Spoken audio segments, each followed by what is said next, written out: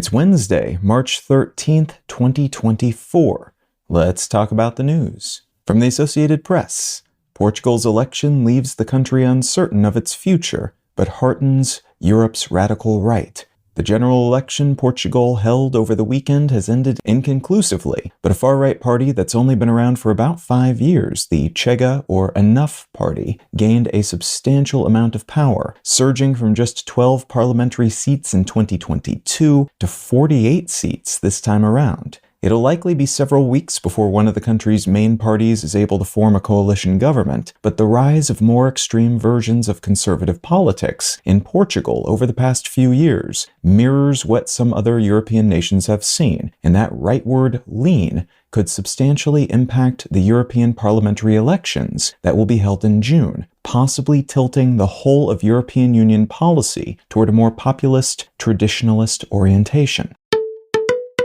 From the Financial Times, Russia sacks naval commander after humiliating Black Sea losses. Russian President Putin has reportedly fired the country's naval commander, Admiral Nikolai Evmenov, following a series of very public, at times quite substantial losses to Ukrainian attacks in the Black Sea. Evmenov has been in charge of Russia's Navy since 2019, and he's being replaced by the commander of Russia's Northern Fleet, Alexander Moiseev. Russia has tallied a series of small but symbolically important victories on the ground in Ukraine in recent months, but their offensive push has reportedly stalled over the past few weeks, and their performance in the Black Sea has been a lot less impressive, Ukraine managing to sink and shoot down several high-value warships and aircraft, in turn forcing the Russian Navy to move its fleet from the area to avoid being targeted, which has significantly reduced the fleet's value in the conflict.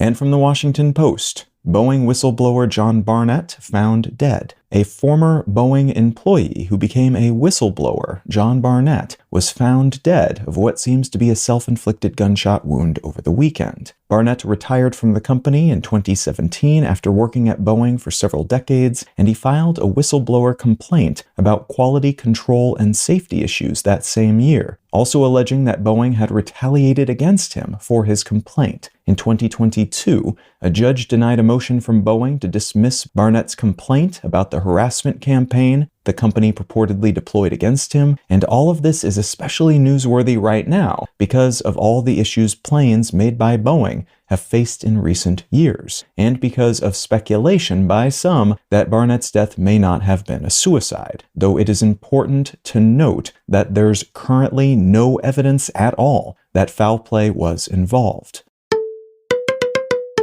If you're finding some value in one-sentence news, consider leaving a quick review wherever you get your podcasts and/or sharing the show with a friend. You can find out more about this show or subscribe to the email version at onesentencenews.com, and you can support this and other related projects like the Let's Know Things and Brain Lenses podcasts at understandery.com.